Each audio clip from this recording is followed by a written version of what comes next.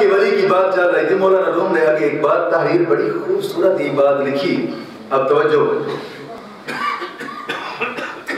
कि कदीम दौर की बात है, कदीम दौर की बात है।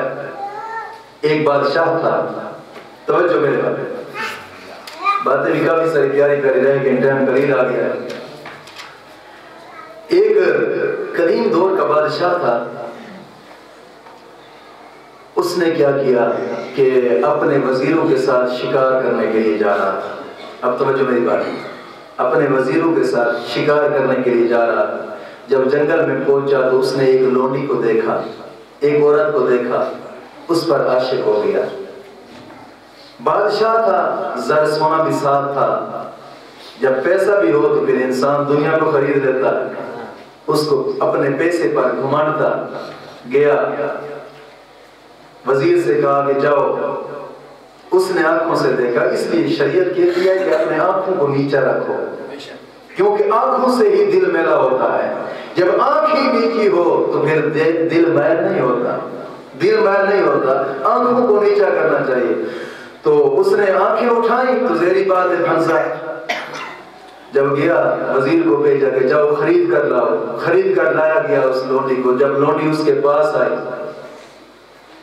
लोंडी उसके पास आई तो लोंडी बीमार हो गई। ये बादशाह लोंडी पर आशिक था और लोंडी आगे किसी एक सुनार पर आशिक थी, उससे जुदा ना हो सकी। जब बादशाह के पास आई तो वो बीमार हो गई। बादशाह बड़ा परेशान, हकीमों तबीबों को बुलाया। हकीम आते रहे, जो भी हकीम आता था कहता था कि बादशाह आप परेशान ना हो, ये एक चुटकी की मार है, अभी ठीक हो जाएगी।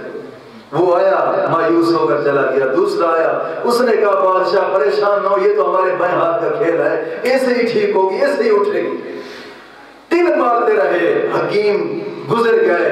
अब बादशाह के ज़हन में और ख्याल नहीं आता था कि कौन सा हकीम बच गया है अब जिसको बुलाऊं। मायूस हो गया। जब पूरी दुनिया से मायूस हुआ ना, और लोंडी भी ठीक नहीं हो रही थी, बीमार थी, अब दिल में सोचा यार एक ही दर है, जिस दर पे जाऊं तो मेरी इल्तिजा लौट आएगी। मायूस होकर दुनिया से लौटा, वुज़ू किया, वुज़ू करके सीधा मस्जिद में आया और आकर सजदा रेज़ हो गया। मौला मैं पूरी दुनिया से कट कर आ गया हूँ तेरी बारगाह में, अब तू ही है मेरी इल्तिजाओं को पाने वाला, पूरा करने वाला, मेरी मुरादों को पूरा करने वाला तू ही है। मैं दुनिया से मायूस हो चुका हूँ। जब ये गिड़गिड़ाता है रब की बारगाह में, सजदे में गिड़ गया, गिड़गिड़ाता रहा, रोता रहा, रोते रोते नींद आ गई, ऊँघ आई। जब ऊँघ आई तो मौला करीम ने ख्वाब के आलम में एक तबीब की तरफ इशारा किया। रब ताला ने ख्वाब में एक तबीब दिखाया और कहा कि तेरा ये तबीब जो है ये तेरा इलाज करेगा, जा वो फलां इलाके का बसने वाला है, तू जा उस तबीब के पास कि वो तबीब ही तेरा जनाब ये इलाज कर सकता है। तो बादशाह को जब जाग आई, उठ पड़ा, सीधा घर चला गया। सुबह हो गई, सुबह होते ही वो उस तबीब की तलाश में चल पड़ा, उस तबीब की तलाश में चल पड़ा, उसी सेठ में जिस सेठ पर उसे इशारा हुआ था। बात फरमाते हैं कि समरकंद का इशारा हुआ था। और अल्लाह आलम मौलाना रूम ने जो बात तहरीर की कि उसे इशारा हुआ जिस सेठ पे, वहां चल पड़ा। चलता चलता आगे देखा तो एक नूरानी चेहरे वाला बुजुर्ग आ रहा था। उसने नूरानी चेहरे वाले बुजुर्ग को देखा तो वो शक्ल ख्वाब वाली याद आ गई। उसके पास गया तो रब का भेजा हुआ बड़ा मेहरबान होता है, रब का भेजा हुआ बड़ा मेहरबान होता है। जब करीब गया तो उस बुजुर्ग ने बादशाह को अपने बगल में लिया और कहा कि बादशाह अब परेशान न हो, हम राज हैं, हम अब तेरे राज को हम ही पूरा करेंगे, तेरी इल्तिजा को पूरा करेंगे, हम राज हैं, अब परेशान न हो।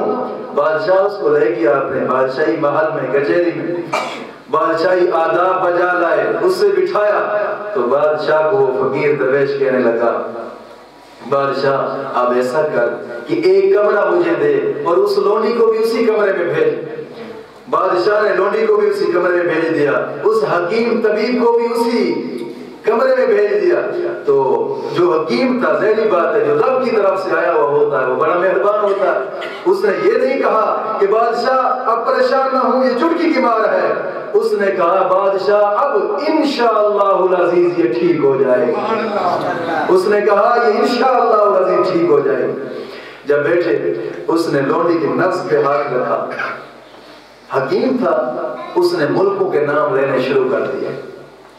मुल्कों का नाम लेता गया। जब उसके मुल्क का नाम आया जहां पे वो सुनियार रहता था, उस मुल्क का नाम आया तो उसकी नफ्स ज्यादा तेज हो गई।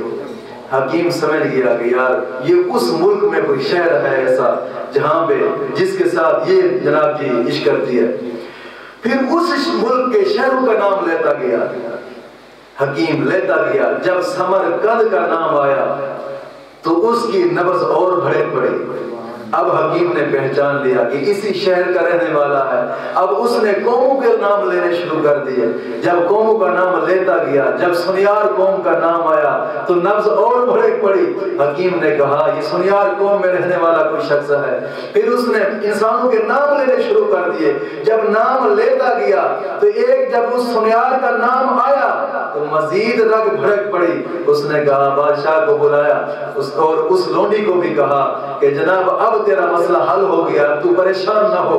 और बादशाह को बुलाया, बादशाह से कहा बादशाह अब तुम्हारा मसला हल हो गया है, अब परेशान ना हो। तो उसने कहा जी क्या बात है। उसने कहा वहां समरकंद का रहने वाला एक सुनियार है, उसको बुलाओ। जब उस सुनियार को बुलाया गया, उस लोंडी के सामने बिठाया। जब उसने बिठाया तो लोंडी की कुछ तबीयत ठीक हुई और उसने जनाब जी वो हकीम ने गुलाब छोटा होता है जुलाब, उसने वो सुनियार को दिए। जब उसे पखाने लग गए, 3 दिन में हालत बदल गई। सुनियार जनाब जी रंग ही बदल गया, शक्ल ही बदल गई। 3 दिन के बाद फिर उसने हकीम ने लोंडी के सामने किया तो लोंडी ने उससे नफरत खाई और नफरत खाई, दूर हो गई। उसने कहा इस पे कौन आशिक होता है, ये तो अब खत्म हो चुका है। तो बुजुर्ग फरमाते हैं कि किसी के रंग रोगन पे आशिक न हो। तूने अगर इश्क करना है तो उसके साथ इश्क कर जिसने वो रंग रोगन बनाया है। तो उसके साथ इश्क कर जिसने वो रंग रोगन बनाया है। तो उसके साथ इश्क न कर कि जो रंग रोगन तेरे सामने आया।